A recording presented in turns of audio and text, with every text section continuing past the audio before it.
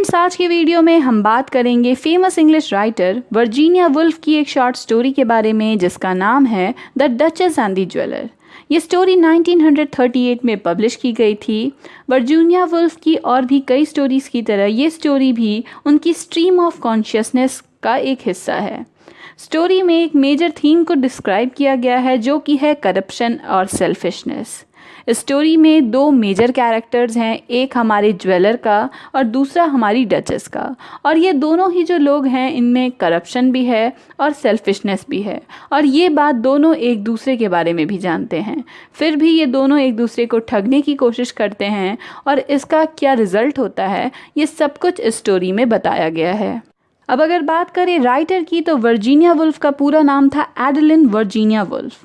वो एक English modernist writer थी। उनका जन्म हुआ था 25 जनवरी 1882 में और उनकी डेथ हुई थी 28 मार्च 1941 में। वो अपनी वर्क्स में स्ट्रीम ऑफ कॉन्शियसनेस का इस्तेमाल किया करती थी और उनकी फेमस वर्क्स में Mrs Dalloway, to the lighthouse, Orlando, a room of one's own, ये सभी शामिल हैं। तो चलिए फ्रेंड्स, आगे बढ़ते हैं और अब इनकी स्टोरी को पढ़कर समझने की कोशिश करते हैं। इस स्टोरी की शुरुआत में ही हमें स्टोरी के प्रोटैगोनिस्ट यानी उसके मेन कैरेक्टर से मिलाया जाता है। स्टोरी की टाइटल है the duchess and the jeweller और यहाँ हम उस ज्वेलर से मिलते हैं जिसका नाम है ओलिवर बेकन। हमें बताया जाता है कि ये जो ओलिवर बेकन हैं ये बहुत ज़्यादा रिच हैं। ग्रीन पार्क नाम की एक फेमस जगह में इनका आलिशान बंगला है जहाँ बहुत महंगी महंगी चीज़ें हैं, बहुत सारी गाड़ियाँ हैं इनके पास और बहुत ही ज़्यादा लग्जरियस लाइफस्टाइल ये जीते हैं। लेकिन अक्सर ये कुछ समय तक अपने बचपन को याद करते हैं। इनका बचपन जो था वो इतना रिच नहीं था, इतना लग्जरियस नहीं था और बहुत ज़्यादा मेहनत की है इन्होंने। शुरू में ये क्या करते थे, डॉग्स जो छोटे छोटे कुत्ते होते हैं वो रिच विमेन को बेचा करते थे। जिन्हें पालतू कुत्ते पालने का शौक़ था ऐसे विमेन को ये कुत्ते बेचा करते थे और इस तरह से इनकम कमाते थे। उसके बाद थोड़ा और आगे बढ़े और जो बहुत ही चीप वॉचेस होती थी उन्हें ये महंगे दामों पर बेचते थे और इस तरह से प्रॉफिट कमाते थे। तो इस तरह से काम कर ठग कर लोगों को काफ़ी ऊंचे पोजीशन पर ये पहुंच चुके हैं और आज के समय में ये इंग्लैंड के सबसे अमीर ज्वेलर बन चुके हैं। इन्होंने अपना खुद का एक ऑफ़िस भी खोला हुआ है बॉन्ड स्ट्रीट नाम की जगह पे, जो कि ऑफ़िस खोलने के लिए सबसे महंगी जगह है। साथ ही उनके ऑफिस को भी बताया जाता है कि वहाँ पर एक इनका प्राइवेट रूम है और उस प्राइवेट रूम में दीवार पर इनकी माँ की फ़ोटो लगी है। अक्सर ये अपनी माँ की फ़ोटो से बातें करते हैं और उसके थ्रू अपने बचपन को याद करते हैं और ख़ुद को कभी न कभी कोसते भी रहते हैं। यहाँ पर हमें ओलिवर बेकन की एक इम्पॉर्टेंट चीज़ बताई जाती है कि ये जो ओलिवर बेकन है ये कभी सेटिस्फाइड नहीं होते। इनकी जो ग्रीड है, जो इनका लालच है, ये कभी ख़त्म नहीं होता। ये दिन ब दिन रिच बनना चाहते हैं, सोसाइटी में एक ऊंचे पोजीशन पर पहुंचना चाहते हैं और इसके लिए कुछ भी करने को तैयार हैं। ये करप्ट हैं, ग्रीडी हैं और बहुत ही ज़्यादा सेल्फिश भी हैं। अब एक दिन की बात बताई जा रही है कि ओलिवर जो हैं अपनी दुकान में अपने प्राइवेट रूम में बैठे हुए थे और बैठकर इनके पास जो भी ज्वेलरीज थी बेचने को, बहुत ही ज़्यादा कीमती डायमंड्स थे, पर्ल्स थे, उन्हें वो चेक कर रहे थे। उसी समय इनके असिस्टेंट इन्हें फ़ोन करते हैं और बताते हैं कि डचेस ऑफ लैम्बोर्न जो है वो इनसे मिलने आने वाली है। इनसे मिलने पहुंच चुकी है, बाहर खड़ी है और अंदर आना चाहती है। वैसे तो ओलिवर फ्री होते हैं लेकिन अपने आप को ज़्यादा बिज़ी दिखाने के लिए वो कहते हैं कि उन्हें 10 मिनट बाहर ही रोको, उनसे कहो कि मैं बिज़ी हूँ और सिर्फ 10 मिनट के बाद ही उन्हें अंदर आने देना। और इस 10 मिनट तक वो बैठकर सिर्फ अपने बारे में सोचते हैं कि कितना पावर है उन्हें कि उन्होंने डचेस को अपने गेट पर रोक कर रखा है।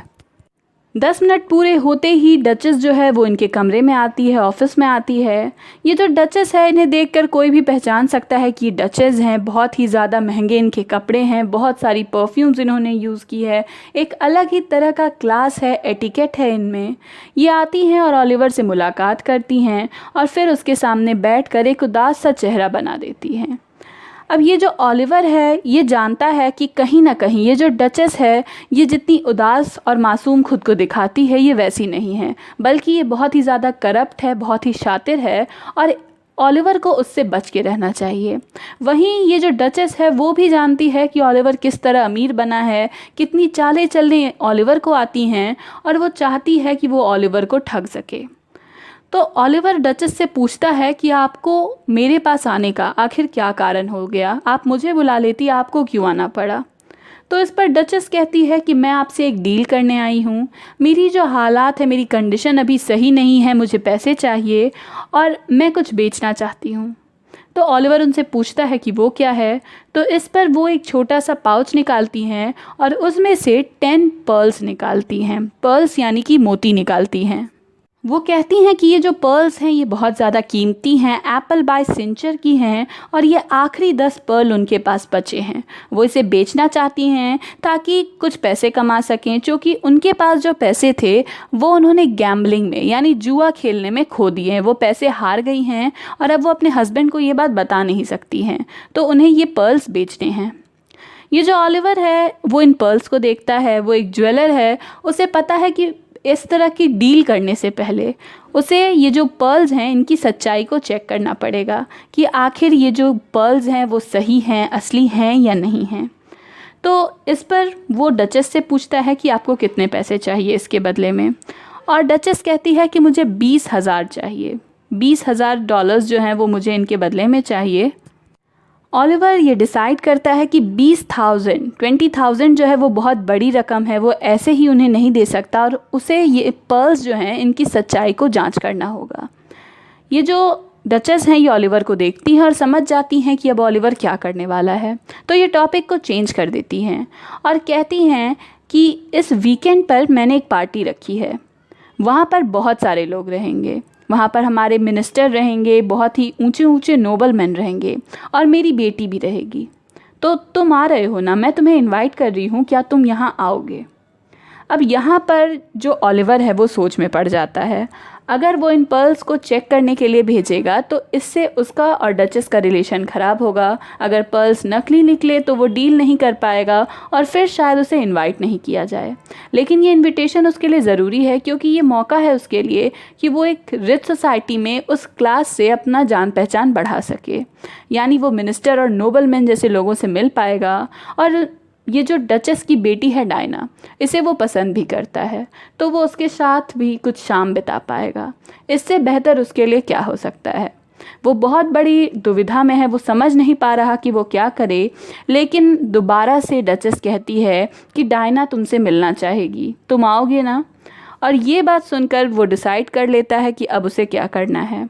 वो एक चेक निकालता है और उस पर 20,000 पाउंड लिखकर साइन करके दे देता है। ये जो डचेस है ये बड़ी खुश हो जाती है कि इसे इसकी डील मिल गई और दोबारा से ये कहती है कि मिस्टर बेकन ज़रूर आइएगा, उस वीकेंड में घूमने के लिए हमारे साथ ज़रूर आइएगा। और ऐसा कहकर वो वहाँ से चली जाती है। उसके जाते ही ये जो ऑलिवर है वो उन पर्ल्स को देखता है और उन्हें चेक करता है। जैसे ही उन्हें चेक करता है उसे पता चल जाता है कि सारे के सारे जो पर्ल हैं, मोती हैं, वो नकली हैं और उसे ठग लिया गया है, यानी उसे लॉस हो चुका है।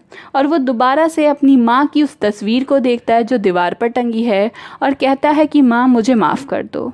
लेकिन कहीं ना कहीं उसे दुख नहीं है, क्योंकि उसे पता है कि ये जो वीकेंड है ये बहुत इंटरेस्टिंग होने वाली है।